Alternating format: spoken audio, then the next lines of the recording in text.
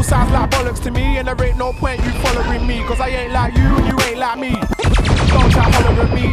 It all sounds like bollocks to me, and there ain't no point you following me, cause I ain't like you and you ain't like me. Don't try following me. It all sounds like... Alright guys, here it is. The Cube iWork 8 Wi-Fi model, 32 gig ROM. I think it's up to 32 gig, maybe more, in the SD card. And this is her booting up to Android. It's not a bad little tablet. I also bought the case, as you can see. That also came from Gearbest. It's got little magnet clips on the back so you can fold her up. There we go. So basically this is Android KitKat. So it's an older version, 4.4.4 I think. This is the multi-boot version, so you do have Windows 10 on here as well, but it's not really that good. I prefer the Android over it, but you only get 8 gig for the Android partition in the ROM and 24 gig for Windows 10. So I'm just going to go through Android first. When you first get it, it's full of bloatware. Delete all that stuff off. Now and again in the notifications bar up here, you'll get advertisements for cheap games. Sorry. So yeah, basically it's not bad. Nice little unit. It's pretty light on the hands. There's all the input ports. So it does have a 2.5mm. There you go. 2.5mm DC charger. There's your TF card support. Mini HDMI out, which I haven't used yet. There's the USB port. Now, on another review I saw that while you're charging in here, you can also put external USB devices in there, like 3G dongles or whatever. You cannot charge through this port. I tried it and nothing. Headphone jack, power button, sorry. Then on the side, you've got your home button, which is a weird place because, you know, they're usually sort of down here where my thumb is. So you got your home button, volume up and down. And then you've pretty much got Android here. So I'll just get that in a better position. Basically, I did try to root this as soon as I got it with King Root and a couple of other rooting tools. It didn't really even get close. I got to about 6% on King Root and it failed, so I've got no root on this device. And 2.2 score was only about 43,000, I think it was. So not amazing, but not exactly weak. It's pretty smooth though, plays videos fine. And that's pretty much it really. I wouldn't recommend this as a hardcore gaming tablet, but I use it for general use. Like I'm going to be traveling, so I just need it to send emails, check a bit of Facebook, you know, share some videos, watch videos while I'm on planes and bored, and listen to some music. The speakers on this thing aren't amazing. They're pretty quiet. What I did just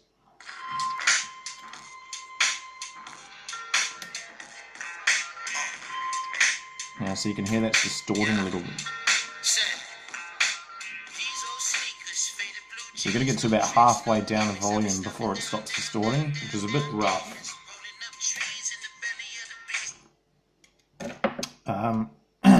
Where is it?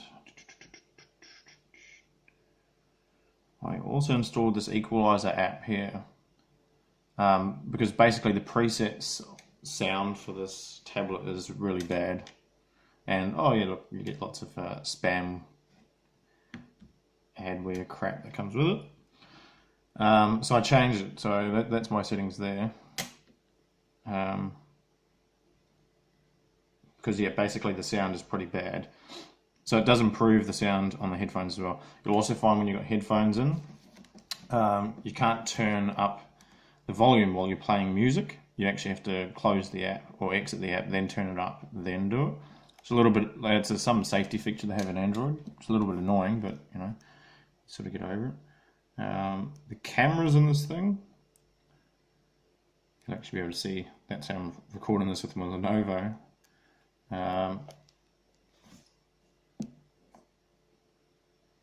See that?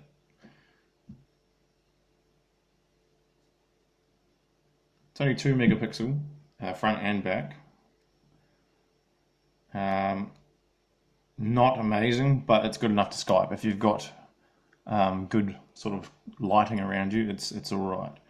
Otherwise, it's, yeah, don't expect to be taking super duper Instagram pics or anything like that.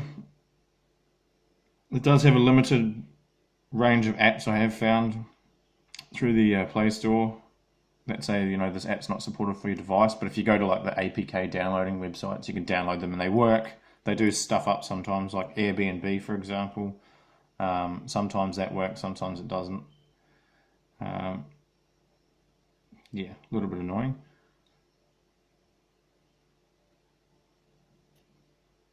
But it's good little, oh yeah, also yeah, WhatsApp didn't work. So it's got Wi-Fi, pretty decent on it. Battery life, fairly decent. I can usually watch 2 or 3 episodes of a TV show, which is full HD. I think this is only 1280 by like 800 this resolution, but it plays 720 stuff pretty good. Streams video is pretty good, doesn't get too hot. Doesn't have a GPS module in it, so I use offline maps on here. Pretty much it. The case that I bought with it was only like 15 Australian dollars, so it's pretty decent. It's not too flimsy or anything. We'll just take this bad boy out. One of the things I want to show you is this unit doesn't actually come apart. So it's a fully sealed unit. There's your camera there in the middle. 1 speaker, 2 speaker. And you got all your ports across there. Now I've still got the screen protector on it, so it's a bit bad for fingerprint trails all over the screen. The screen is pretty clean and like good colors and brightness and all that sort of stuff. I actually wish it could go dimmer sometimes because I watch this in bed and it's really bright still on the lowest setting. But the screen can be a little bit fidgety when you are, say, on the internet here and you're typing stuff in.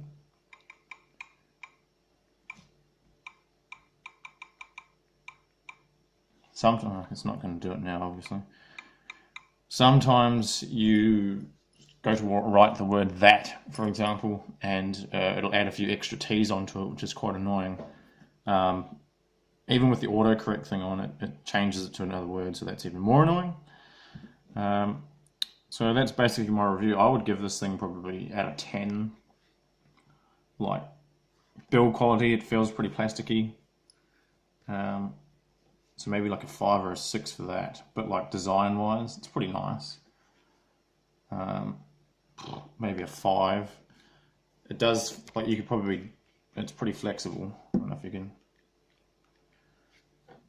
I have popped the back off too, so you can actually replace the battery as well. So for battery life, I'd give it a good 6 for a battery life. Cameras, probably a 2. Speakers, probably a 3. Display and touchability, probably 5. It's not a bad score. It'll be good for your kids if you don't want to leave them with a $1,000 tablet. I think this thing only cost me like 200 Australian dollars. So it does what I need. As long as you're not expecting anything completely amazing and groundbreaking, you should be fairly happy with this. So yeah, that's the